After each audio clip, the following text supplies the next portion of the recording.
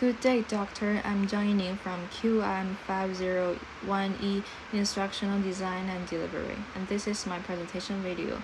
The topic is Cognitive Theory of Multimedia Learning, which is CTML. And these are the main content of this presentation video.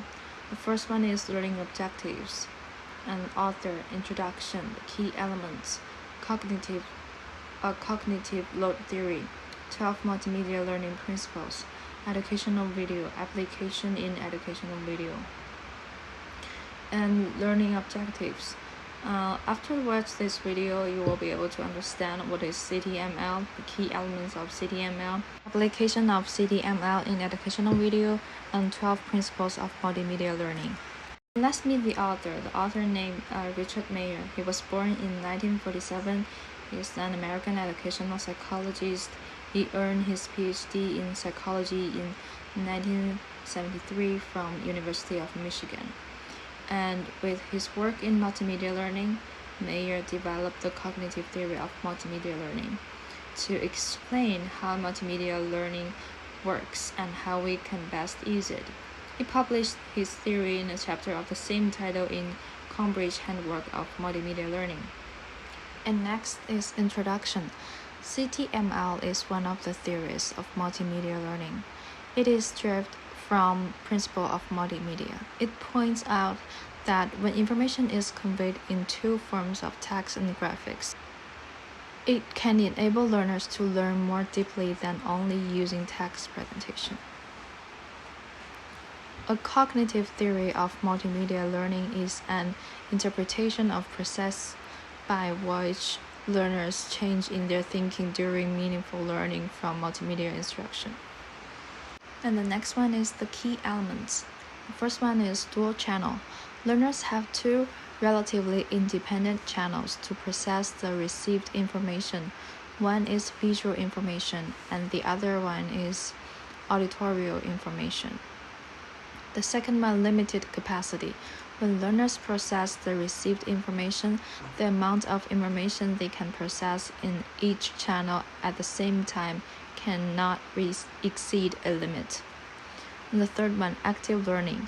The ways humans participate in active learning is by focusing on relevant information, organizing the selected information into continuous mental representations, and combining the mental representations thus obtained with other knowledge.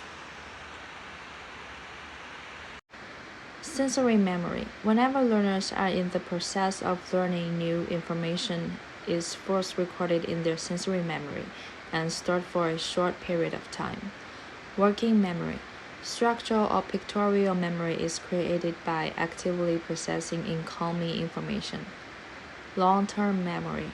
Learners work by combining visual and auditory models with their prior knowledge and experience. Once all the information is put together in a functional way, new knowledge can become a long-term memory. And next is cognitive load theory. Cognitive load theory was developed by Zhang. He published a paper on the subject in the journal Cognitive Science in 1988. Cognitive load relates to the amount of information that working memory can hold at one time. Schwartz said that since working memory has a limited capacity, instructional methods should avoid overloading it with additional activities that don't directly contribute to learning. For example, look at this picture. How would it feel? Too much text, right? And next is the 12 multimedia learning principles. The first one is multimedia principle. Present words and graphics rather than words alone. This principle states that humans learn best from words and pictures than just words alone. This principle is sort of the foundation of all major principles, that images and words are more effective than words alone. And next is coherence. Avoid extraneous material in slides and script. And this principle states that humans learn best when extraneous distracting materials is not involved. Signaling. Highlight key material. The signaling principle states that humans learn best when they are shown exactly what to pay attention to on the screen. And next one, redundancy. Do not caption that repeat the narration. And this principle suggests that humans learn best with narration and graphics, as opposed to narration, graphics, and text. And next is spatial contiguity. Place printed text next to the corresponding part of graphic. This principle is about the actual space in between your text and visual on the screen, stating that humans learn best when relevant text and visual are physically close together. And next is temporal contiguity. Present visual materials at the same time as corresponding narration. This principle states that humans learn best when corresponding words and visual are presented together instead of in consecutive order. And next is segmenting principle. Break a complex lesson into progressive parts under the control of learner. This principle states that humans learn best when information is presented in segments rather than on one long continuous string. And next is pre-training principle. Provide pre-training in the names and characters of key concepts. This principle states that humans learn more efficiently if they already know some of the basics. This often means understanding basics of definition, terms, or concepts before beginning the learning experience.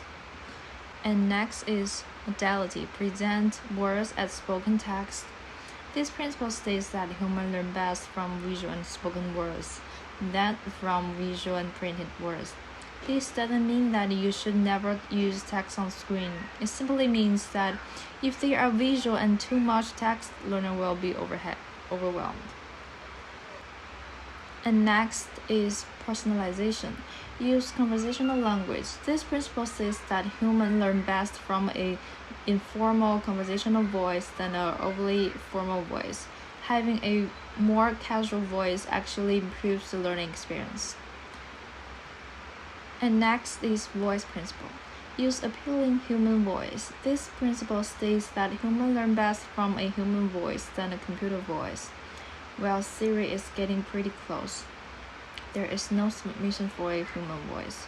It's important to note that the studies are still rather primarily for the voice principle, but even so, it makes sense to use a human for your voiceover. And next is image principle. Do not display static image of the instructor face. This principle states that humans do not necessarily learn better from a talking head video. Talking head videos are incredibly common in e-learning courses and MOOCs. And next is educational video, training video. This video can be used to train learner skills. Tutorial video. There are many types of tutorial videos, such as animations, live demonstrations, screenshots, and voiceover is usually added in this video. And next is documentary video. Documentaries have a lot of pictures and human voiceover, which can better attract learners and help them remember.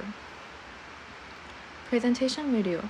This kind of video often divided the content related to a topic into several parts to help learners understand. Screencast. This kind of video can clearly see each operation step and generally adds a voiceover. And the last one, micro video. Clear guidance and introduction can allow learners to grasp the key content of the learning. Here are some suggestions for designing and creating educational videos.